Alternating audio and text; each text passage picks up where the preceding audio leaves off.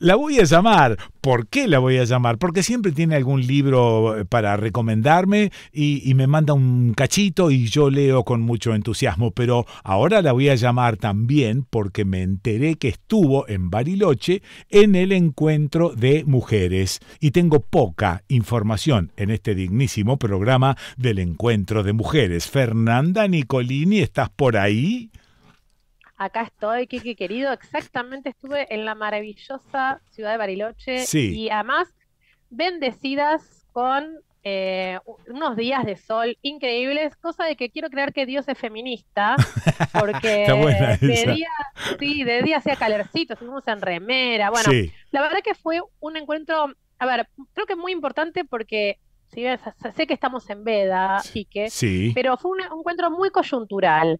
Y te imaginarás por qué, porque era la previa de las elecciones, Sí. un ánimo muy caldeado. Y Mm. yo, en el encuentro de mujeres, no sé si hay personas que por ahí no conocen la dinámica, una va, se van con organizaciones, yo fui con el CIPREVA, que es el Sindicato de Prensa de Buenos Aires, Sí, estaban las compañeras de Córdoba, del CISPREN, sí. y una va y elige un taller, y ese mismo taller concurre el sábado y el domingo, ¿no? Ajá, Entonces sí. se arman comisiones de debate, no hay alguien que modere ni nada, Ah, simplemente se ponen ideas mm, en común. sí, Yo me anoté en el taller de antifascismo, que fue un taller muy necesario en sí. este momento. La Ujú, verdad que es un intercambio alucinante porque vienen mujeres de todo el país y de diferentes situaciones sociales, culturales, laborales. mm. Y bueno, se pusieron en común un montón de cosas, pero me parece que hay algo para rescatar que tiene que ver con el libro que te traje también, Ajá, mira. que es la importancia de seguir ejerciendo la memoria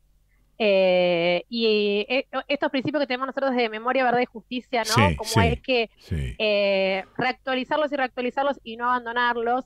Y cómo el fascismo también, el fascismo se repite una y otra vez en la historia, no Sí. es algo novedoso, Mm, eh, no es algo además que surja, viste, espontáneamente de un repollo, no es que ujú, surge en un país porque sí. sí. Bueno, tenemos pruebas en la historia de la humanidad, ¿no? De la intolerancia, de los movimientos intolerantes, fascistas y demás, como queramos llamarlos. Mm, Y con esta idea de, bueno, de todo el tiempo estar como ejerciendo la memoria, más que nada para entender cómo el fascismo se va como va avanzando en las sociedades y sí. cuáles son las herramientas que uno tiene para resistir. Eh, Me acordé de un libro que leí hace un par de meses nomás, que se llama Un hijo extranjero, de Eduardo Berti. No sé si lo tenés a Eduardo Berti, que él No, fue no, no. periodista de música muchos años. Sí. Él es un escritor argentino que vive en Francia ya hace bastante. Ah, Fue muy conocido en su momento porque fue cronista de rock, publicaba en muchas de las ah, revistas en los 80, en los 90, incluso en sí, los 2000. sí. Tiene varios libros, incluso algunos sobre música, tiene varias novelas. Y es algo muy interesante porque Eduardo Berti en 2016 publicó una novela que se llama Un padre extranjero, que es la Ajá. novela anterior a este libro que yo te voy a comentar. Bien. Y en Un padre extranjero, él hacía una novela ficción, ¿no? Pero una suerte de autoficción, porque había descubierto que su padre, que él siempre había pensado que era argentino, en Mm, realidad era rumano, sí, era judío sí, y había vivido en Francia, en París, y vino a la Argentina y se cambió el apellido, cambió la religión sí. y cambió el idioma. Y Ajá. borró todo su pasado. Mira. Y él, en Un padre extranjero, cuenta toda esa historia con un montón de ficción, porque su padre ya no estaba y él ya no le podía preguntar. Claro. La cuestión es que cuando él Mm, publica ese libro, le mm, llega un mail, un correo de alguien que había conocido a su padre sí. y que lo conocía a él, en realidad, amigo de él, con el documento, con el barco en el que había llegado su padre, Ah, mira. y ahí figuraba el nombre de la ciudad donde había vivido su padre, incluso la casa donde había vivido su padre, en Qué Rumania, fenómeno. en una ciudad que se llama Galati. Ujú, Entonces, ¿qué hace Eduardo Berti con este libro que yo te traigo que se llama Un hijo extranjero? mm, Viaja a Rumania, ahí está. viaja a Galati, Sí. va, va a buscar la casa de tu padre, que primero no la encuentra porque cambió la numeración, y al no encontrar la casa de su padre porque no sabe si la numeración cambió o no, Sí. empieza a hablar con un montón de personas de ese pueblo. Sí. Y de algún modo empieza a reconstruir la identidad de su padre borrada, eso Ah, que su padre nunca le contó, claro. por miedo, por haber Sí. sido un judío Sí. perseguido, por un montón de cosas que le pasaron a las personas que emigraron Sí. en guerra o en entreguerra, ¿no? Mm, Y lo interesante que tiene esto es como si fuera una bitácora de viaje. Esto sí es como una crónica real de lo que Ah, él empieza a vivir en este pueblo, Galati, sí, y va sacando fotos también. Entonces son como pequeñas entradas, como de un diario de viaje, con sí, fotos, sí. en esta búsqueda que él hace en ir a buscar la casa, entrevistarse con personas que lo pudieron haber conocido, la Mm, escuela, mm, empieza a reconstruir un poco la historia de Galati, de los rumanos, de los judíos en esta ciudad, mm. y también empieza como a integra a este diario dos escritores rumanos que se exilian y ponen como algunas frases de ellos. Es muy interesante lo que hace Berti, es un libro muy cortito, pero yo digo, qué maravilla, ¿no? Conocer a tu padre una vez que está muerto, haciendo todo este trabajo hacia el Sí, pero pasado, aparte ¿no? armar la saga con el libro anterior. Esto es Sí, maravilloso. Sí, sí, esas cosas que son azarosas, porque si él no hubiera ah, recibido este documento con el barco, la historia de su padre y los ah, huecos de su padre hubieran quedado ahí. claro, Y lo más interesante es que él en el libro nunca revela cuál es el verdadero apellido del padre, también te deja claro, ahí como un claro. misterio, Sí, él sí, lo sabe y no te sí. lo dice. Pero Mm. yo pensaba, ¿no?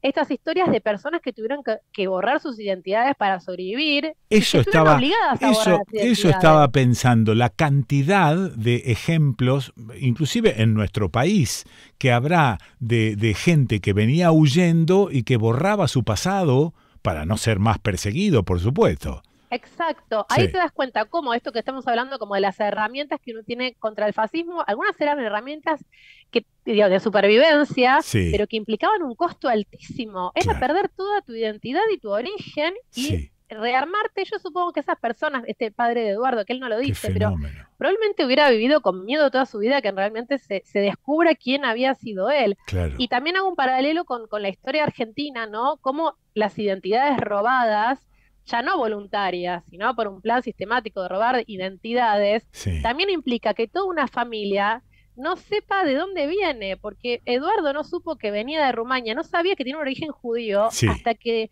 investigó la historia de su padre. Entonces yo pensaba, bueno, viste, estamos hablando de memoria de justicia, derechos humanos, qué herramientas tenemos para enfrentar el fascismo, hablando como en el taller que yo estuve, ¿no? Me decía, bueno, seguir reconstruyendo estas qué herramientas de maravilla, identidad y de memoria, y sí, por eso cuando las abuelas, viste, hacen las publicidades estas que dicen, bueno, vos sabés en tu familia si hay antecedentes, viste, de diabetes, sí, sí, dices, sí, qué sí, importante mm, saber de dónde venís, ¿no? sí. Que es como a veces ese chiste que hacían las abuelas, que es hermosa esa publicidad, porque es un modo de decir, bueno, mirá qué importante, hasta dónde llega la necesidad de conocer de dónde venís y de qué estás hecho, Claro, ¿no? porque no sé si en el fondo el descubrimiento de saber de dónde venís te cambia algo en la historia cotidiana actual, pero sí que tenés otra mirada totalmente diferente si conoces de dónde estás viniendo. Totalmente. Y además estas identidades culturales, ¿no? También le dan sentido a cosas que vos pensás que son Sí, casualidades. sí, sí, De sí, pronto, bueno, Berti en el libro empieza como a encontrarle sentidos a cosas que decía o hacía su padre, que para él eran como, bueno, viste, nada, casualidad o costumbre y no sé sí. qué, y Mm, tenían un sentido, porque venían de algún lado que él desconocía. claro. Así que me parece que, bueno, que viste que siempre la literatura en momentos por ahí en los que uno tiene que, no sé, refugiarse Sí, sí. o abrazarse a algo que Mm, dé cierta esperanza, viste, la literatura siempre te lleva a historias que decís, bueno, hay cosas por las cuales vale la pena qué bueno. seguir moviéndose, ¿no? Sí, Como en este libro de Berti, que él se fue a Rumania, siguió investigando, y nada, y simplemente es como la historia de un padre y un hijo, pero qué también bueno. puede ser una historia universal, ¿no? De Sí. esta necesidad Mm. también de los herederos de seguir conservando las memorias vivas de los antepasados. Vamos con título, autor y editorial. Perfecto, se llama Un hijo extranjero de Eduardo Berti y la editorial es Híbrida Editora, que recomiendo también esta editorial que es bastante nueva y tiene Sí. unos libros ¿Me hermosos. mandás un cachitín? Te mando todo, Quique, como siempre. Abrazo grande, gracias. Otro, bueno, un placer. La escuchaste a Chao. Fernanda Nicolini, que no solo recomienda Brolis, sino que también estuvo en el encuentro de mujeres en Bariloche y lo contó. ¿Y dónde la escuchaste? ¿Y dónde la vas a escuchar? La escuchaste en el desconcierto. Vengo de lejos, muy lejos. Es mi primera vez en este país. Mi padre nació en esta casa hace 100 años.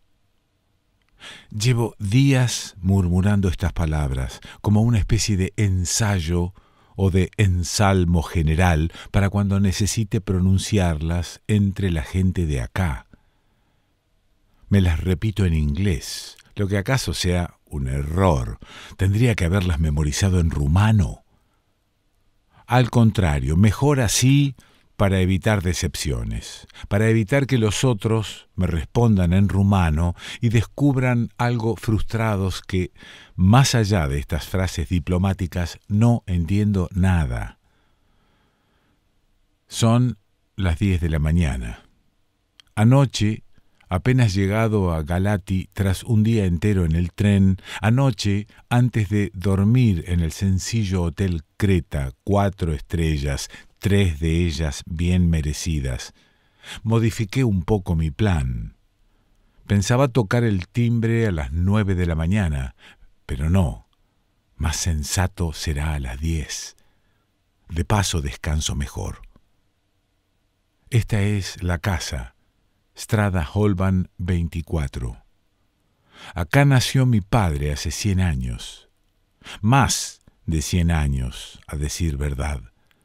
La cifra es vertiginosa. Eduardo Berti.